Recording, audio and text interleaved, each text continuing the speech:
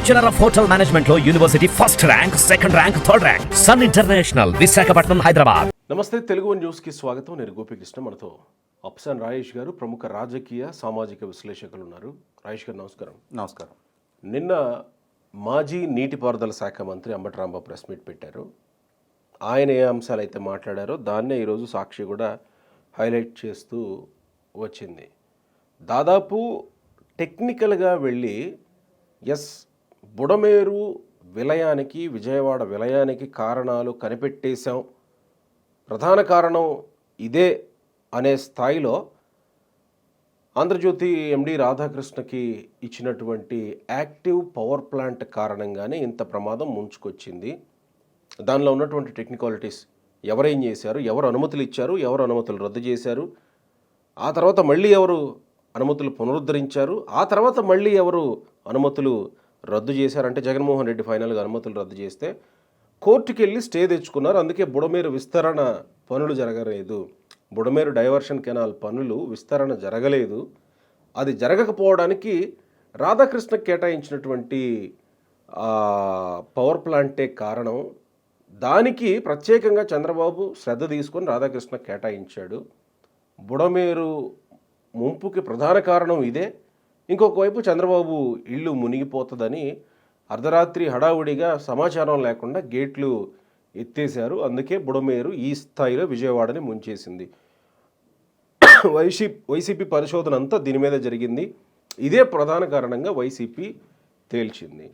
ఈ అంశం మీద టెక్నికల్గా చూసినప్పుడు దీన్ని కారణంగా అనుకోగలమా? అసలు కారణాలు ఏంటి? మాజీ ఇరిగేషన్ మంత్రి అంబటి రాంబాబు గారు ఆయన ప్రజలకు వివరించి చెప్పాల్సింది ఏంటి అంటే, అసలు బుడమేరు డైవర్షన్ కెనాల్ కెపాసిటీ ఎంత, ఎన్ని క్యూసెక్లు? 35,000 క్యూసెక్లు అంటున్నాడు. పోలవరం రైట్ బ్యాంక్ కెనాల్ 35,000 క్యూసెక్లు. ఓకే, దాన్ని విస్తరణ చేస్తే పోలవరం ఇప్పుడు బుడమేరు డైవర్షన్ కెనాల్ కెపాసిటీ 8,500 క్యూసెక్లు. అంటే వెలగలేరు హెడ్ రెగ్యులేటర్ దగ్గర నుంచి బుడమేరు డైవర్షన్ కెనాల్ ద్వారా డైవర్ట్ చేయగలిగేది 8,500 క్యూసెక్లు. ఈ 8,500 క్యూసెక్కుల్లో నుంచి ఎన్ని క్యూసెక్కుల సామర్థ్య కెపాసిటీ తోటి అక్కడ పవర్ ప్లాంట్ ఎస్టాబ్లిష్మెంట్ జరిగింది? అక్కడ జరిగింది 1,500 క్యూసెక్లు. కరెక్ట్, 1,500 క్యూసెక్లు. ఈ బుడమేరుని 37,555 క్యూసెక్లకు పెంచడానికి, ఆ సామర్థ్యాన్ని, బీడీసీ కెనాల్ సామర్థ్యాన్ని పెంచడానికి అప్పుడు ఆదేశాలు జారీ చేశారు, ఉత్తర్వులు వచ్చాయన్నమాట కదా. అంటే అంబటి రాంబాబు గారు చెప్తున్న ప్రకారమే 2004 తర్వాత ముఖ్యమంత్రిగా బాధ్యతలు చేపట్టిన రాజశేఖర రెడ్డి గారు 2008వ సంవత్సరంలో అనుమతులు రద్దు చేశారు. ఆ అనుమతులు రద్దు చేయబడిన అనుమతుల్ని కిరణ్ కుమార్ రెడ్డి గారు మళ్ళీ అనుమతులు పునరుద్ధరించారు. ఇక్కడ గమనించుకుంటే ఎవరు రాజశేఖర రెడ్డి గారు, ఎవరు కిరణ్ కుమార్ రెడ్డి గారు, ఎవరు జగన్మోహన్ రెడ్డి, ఎవరు అంబటి రాంబాబు? అందరూ ఆతాన ముక్కలే కదా. ఆ పార్టీలో నెగ్గిన ప్రజాప్రతినిధులే కదా. పదవి కేటాయింపు దగ్గర విభేదాలు వచ్చి ఆ పార్టీ నుంచి బయటకు వచ్చారు. కానీ వీళ్ళ పుటక, వీళ్ళ పెరుగుదల, వీళ్ళ ప్రస్థానం దశాబ్దాల తరబడి ఆ పార్టీతో పెనవేసుకున్న నాయకులే కదా. అంటే రాజశేఖర రెడ్డి గారు రద్దు చేస్తే అది ప్రజా ఆమోదమా? కిరణ్ కుమార్ రెడ్డి గారు పునరుద్ధరిస్తే, ఎవరు కిరణ్ కుమార్ రెడ్డి? తెలుగుదేశం నాయకుడా? చంద్రబాబు నాయుడు గారి ప్రభుత్వంలో భాగస్వామే. ఆయన కూడా ఆనాడు కాంగ్రెస్ పార్టీ ముఖ్యమంత్రి కదా. ఆ రోజు జగన్మోహన్ రెడ్డి గారు కూడా కాంగ్రెస్ పార్టీ పార్లమెంట్ సభ్యుడే కదా. తర్వాత తనకి ముఖ్యమంత్రి పదవి ఇవ్వలేదని చెప్పని విభేదించి బయటకు వచ్చాడే తప్ప. సరే, అదే కారణం అనుకుందాం. మరి 2019 నుంచి 2024 వరకు ఎప్పుడు జగన్మోహన్ రెడ్డి గారు దాని అనుమతులు రద్దు చేశారు? 2021లో. ఎందుకని 2019 నుంచి 2021 వరకు ఎందుకు కాలయాపన చేశారు? సరే, కాలయాపన చేశారు. మరి నాకు నష్టం జరుగుతుంది, అన్యాయం జరుగుతుందని చెప్పని ఆ యాజమాన్యం కోర్టుకు వెళ్ళింది. కోర్టు స్టే ఇచ్చింది. అమరావతి రాజధాని మీద ఒక విస్పష్టమైన తీర్పు 2022 మార్చి 3వ తారీఖు గౌరవ హైకోర్టు ఇస్తే దాని మీద జగన్మోహన్ రెడ్డి గారు సుప్రీంకోర్టుకి వెళ్ళారుగా. అవును. చంద్రబాబు నాయుడు గారికి గౌరవ హైకోర్టు బెయిల్ ఇస్తే దాని మీద జగన్మోహన్ రెడ్డి గారు సుప్రీంకోర్టుకి వెళ్ళారు కదా. మరి అదేవిధంగా ఇక్కడ గౌరవ హైకోర్టు ఆ పవర్ ప్లాంట్కి అనుకూలంగా తీర్పిచ్చింది, స్టే ఇచ్చింది. ఆ స్టే వెకేట్ చేయండి, రేపటి రోజున ఈ కాలువ విస్తరణ పనులకు ఆటంకం అని చెప్పని ఏదైనా జగన్మోహన్ రెడ్డి గారు సుప్రీంకోర్టుకి వెళ్ళారా? 24 వరకు ఉన్నారుగా. 3 ఏళ్ళు సుప్రీంకోర్టుకి వెళ్ళారా? ఛాలెంజ్ చేశారా స్టే వెకేట్ చేయమని చెప్పని? సుప్రీంకోర్టుకి వెళ్ళారా?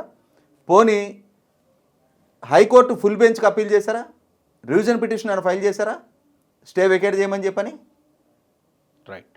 ఇక్కడ ఇంకొక అంశం ఏంటి, జగన్మోహన్ రెడ్డి గారు ముఖ్యమంత్రిగా పదవి బాధ్యతలు చేపట్టిన తర్వాత 198 ఇరిగేషన్ ప్రాజెక్టులని రద్దు చేశారు 2020 అక్టోబర్ నవంబర్లో. ఆ రద్దు చేసిన దాంట్లో బుడమేరు ఆధునీకరణ ప్రాజెక్టు ఉందా లేదా? దానికి సమాధానం చెప్పానండి అంబటి రాంబాబు గారిని. ఎందుకు రద్దు చేసావు?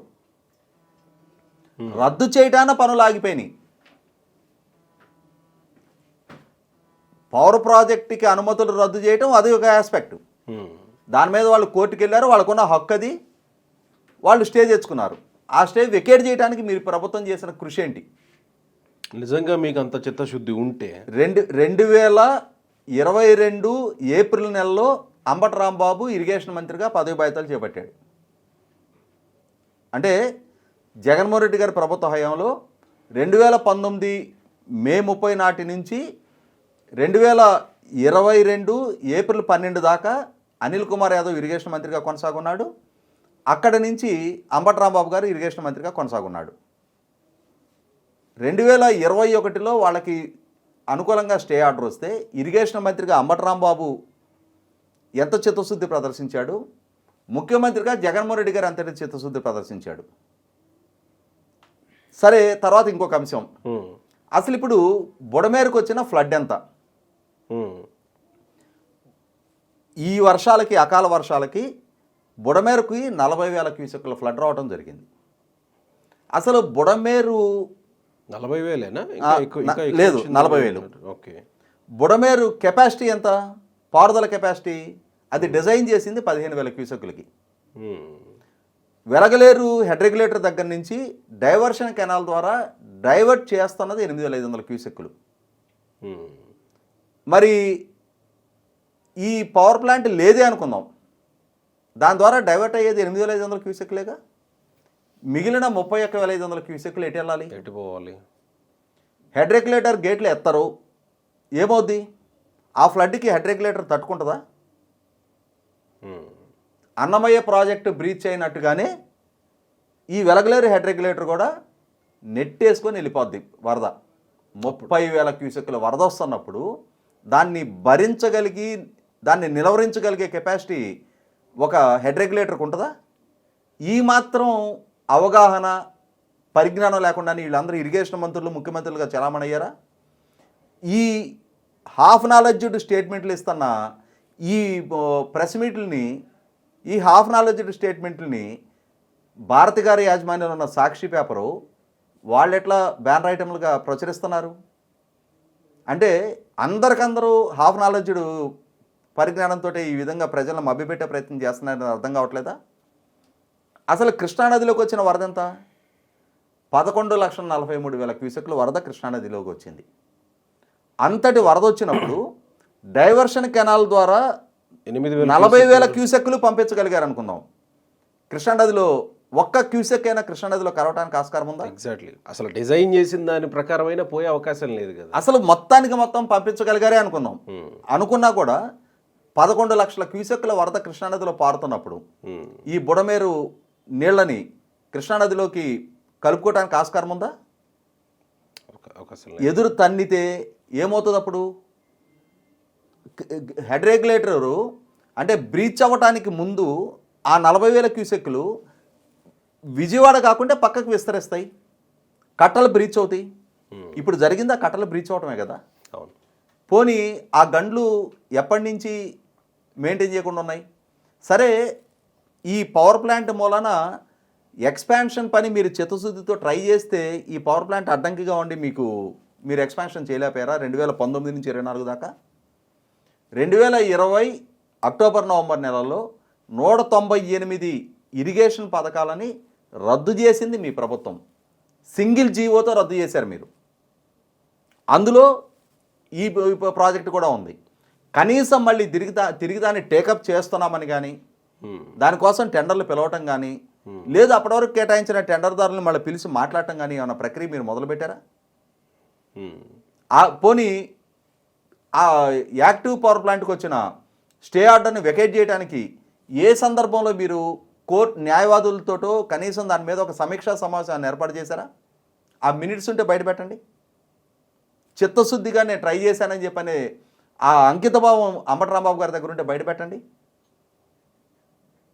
ఎక్కడ ఏ స్థాయిలో అసలు అదొక అంశం అనే దాన్నే పరిగణలోకి తీసుకోకుండా చంద్రబాబు నాయుడు గారి ద్వారా రూపకల్పన చేయబడ్డ పథకాలు అని చెప్పని 198 పథకాలని రద్దు చేసిన మీరు, రాష్ట్ర ఇరిగేషన్ రంగాన్ని పూర్తిగా నిర్లక్ష్యం కనపరిచిన మీరు 68,000 కోట్లు చంద్రబాబు నాయుడు గారి ప్రభుత్వ హయాంలో 2014 నుంచి 19 వరకు ఇరిగేషన్ రంగం మీద ఖర్చు పెడితే కేవలం 23,000 కోట్లు మాత్రమే ఖర్చు పెట్టిన మీరు, మీ హయాంలో అన్నమయ్య ప్రాజెక్టు నిలువున బ్రీచ్ అవడానికి మీరు బాధ్యులు.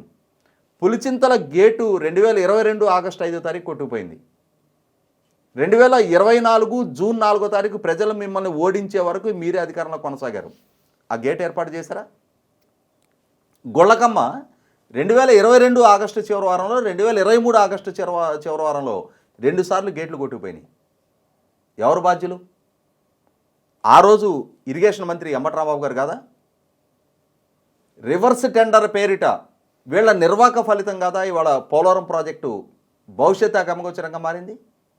ఇంకా తగుదనమ్మా అని చెప్పని మీ నిర్వాహకాలేంటి, మీ పనితీరేంటి అనేది ప్రజలకు ఒక స్పష్టత ఉంది. కాబట్టి అంబటి రాంబాబు గారి దగ్గర నుంచి మొదలుపెట్టి మొత్తం ఆ మంత్రివర్గంలో ఒక్క పెద్దిరెడ్డి రామచంద్రారెడ్డి గారిని, జగన్మోహన్ రెడ్డి గారిని తప్పించి మిగిలిన అందరినీ ఓడించి కూర్చోబెట్టారు ప్రజలు. మీరు సృష్టించిన విధ్వంస పర్యవసానం ఇవాళ ఎంత ఖరీదు అనేది, ఏ ఇంట్లో ఎంతెంత ఫర్నిచర్ నష్టపోయారు, ఎంతెంత గృహోపకరణాలు నష్టపోయారు అనేది నిలువున కన్నీళ్లు గారుస్తున్న ఆ కుటుంబాలు చెప్తాయి. అసలు మీకు ఫ్లడ్ మేనేజ్మెంట్ గురించి అవగాహన లేదు. ఏదో ఒక రకంగా మసిపూసి మారాడికే చేసి మీ తప్పుల్ని కప్పిపెట్టుకునే ప్రయత్నం చేస్తూ ఉన్నారు. 100కి 100 పాళ్ళు ఇప్పుడు వచ్చిన వరద అన్ప్రెసిడెంటెడ్, కనీ విని ఎరుగని వరద రావటం జరిగింది. 28 సెంటీమీటర్లు వర్షపాతం నమోదైన గుంటూరు జిల్లా నుంచి 52 సెంటీమీటర్ల వర్షపాతం నమోదైన ఉమ్మడి వరంగల్ జిల్లా వరకు మున్నేరు, పాలేరు, బుడమేరు, ఇవన్నీ ఖమ్మం జిల్లా పరిధి నుంచే ఆంధ్ర ప్రాంతానికి, కృష్ణా పరివాహక ప్రాంతంలోకి వస్తూ ఉన్నాయి.